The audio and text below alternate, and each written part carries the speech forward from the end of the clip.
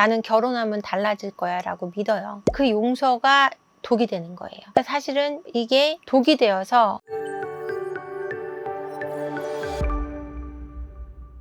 여러분, 외도하는 내 남편 결혼 전부터 혹시 신호가 보이셨나요? 어떤 신호였죠? 기억나세요? 그 신호들에 대한 이야기를 나눠보려고 하는데요. 상담 오셔가지고 이런 얘기 하세요. 저 이럴 줄 알았어요. 남편이 결혼 전부터 이상했거든요. 근데 그거는 저 만나기 전 일이라 난 덮었어요. 이렇게 얘기하시는 내담자분들이 있습니다. 어떤 일들이냐면 이제 사내 결혼을 한 부부가 있습니다. 이 부부는 남편의 잦은 외도로 5년 만에 찾아오게 되시는데요. 5년이란 결혼 생활 중에 남편이 한 5번의 외도를 했다고 합니다. 근데 그 외도라는 게 뭐 길고 장기적으로 만난 게 아니라 잠깐 짧게 이제 앱을 통해서 여자를 계속 만나고 있는 남편을 발견하게 됩니다. 노래방 도우미랑 톡을 주고받는다든지 앱을 통해 여자를 만난다든지 실망을 하기 때문에 아이도 못 낳고 있는 상황이었는데요. 이분이 오셔서 얘기를 하세요. 사실은 결혼 전에 사귀는 동안에 자기를 만나기 전에 어떤 여성과 관계를 맺다가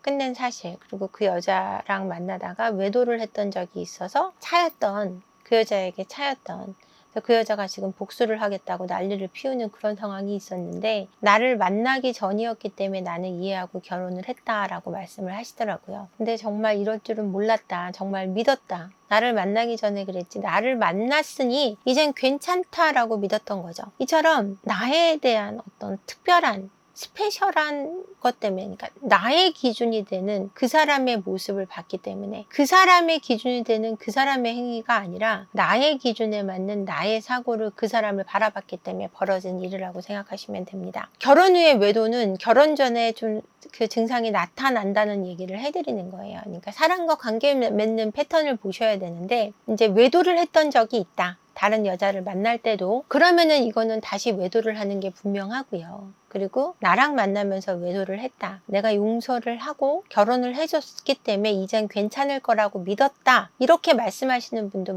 많아요. 그러니까 결혼 후의 외도는 결혼 전의 외도로서 이어지는 경우가 꽤 많고요. 그 다음에 음주 가무를 좋아하시는 분들은 결혼 후에 외도를 하는 경우가 꽤 많이 있습니다. 이런 경우가 있죠. 남편이 늘 연애할 때 10시만 되면 헤어졌었기 때문에 남편이 집에 가서 자는 줄 알았던 거예요.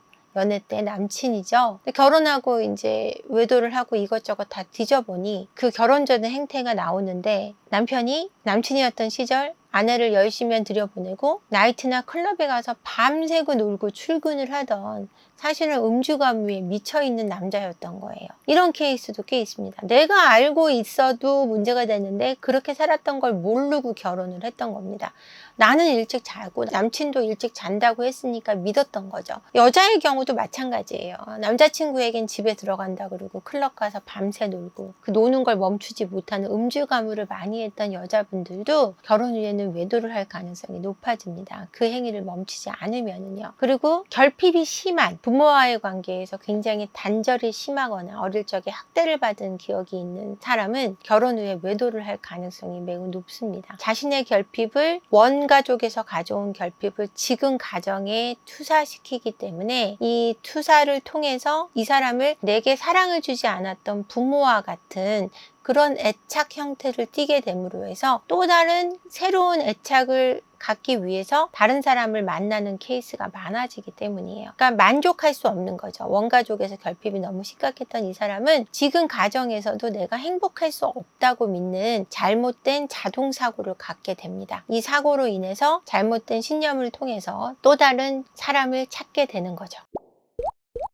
그런 신호를 알면서도 결혼 후에 달라질 거라는 판단, 정말 달라질 수 없었던 걸까요? 결혼을 하는 사람도 이제 결혼 전에 외도를 했던 사람도 결핍이 있거나 뭐 이랬던 분들도 나는 결혼하면 달라질 거야 라고 믿어요. 꼭 정말 잘하겠다는 마음으로 결혼을 하기도 합니다. 근데 이 결혼 전에 외도를 했던 남자나 여자는 용서받고 결혼을 했잖아요. 그 용서가 독이 되는 거예요. 그러니까 사실은 이게 독이 되어서 이 용서를 너무 쉽게 할 때 독이 됩니다. 그러니까 무슨 치료도 받고, 이 외도는 병이기 때문에 자신의 결핍의 문제라고 제가 누누이 말씀드리잖아요.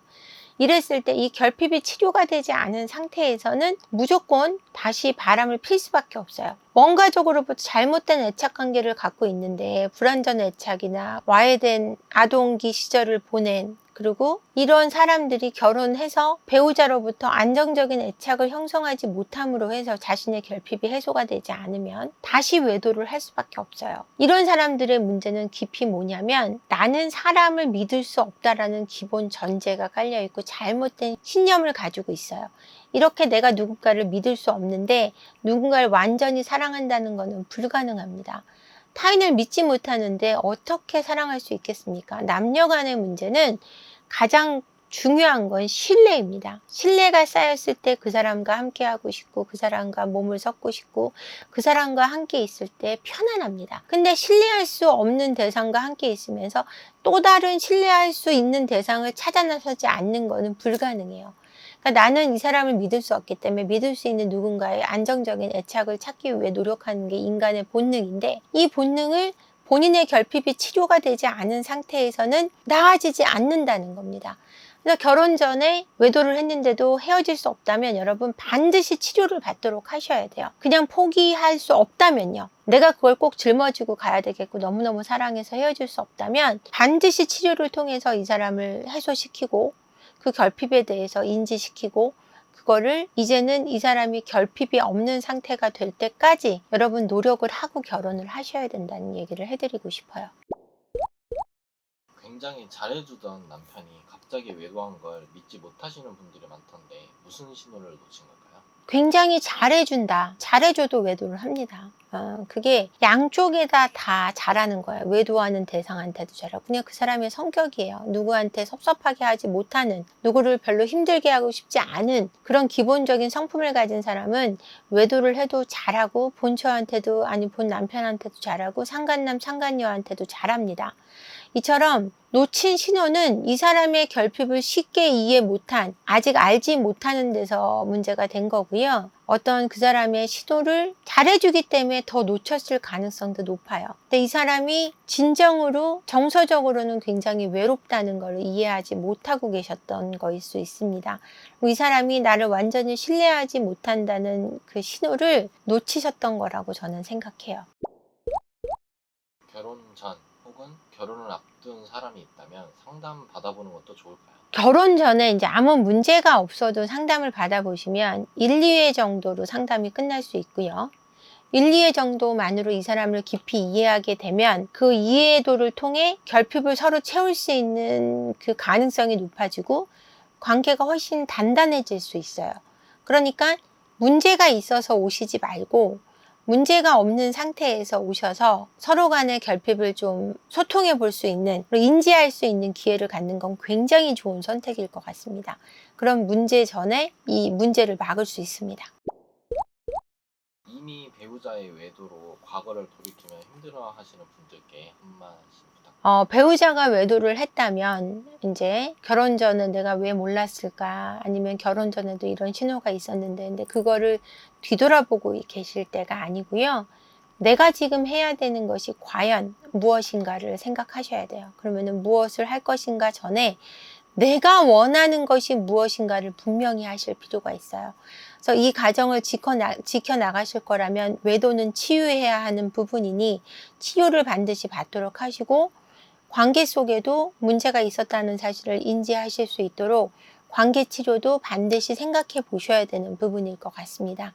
가정을 쉽게 포기하지 마세요, 여러분. 가정은 나라의 근간이 되는 곳입니다. 가정을 통해 아이들이 건강히 성장하고 그 성장한 아이들이 이 사회를 이끌어가고 우리의 노후를 책임집니다.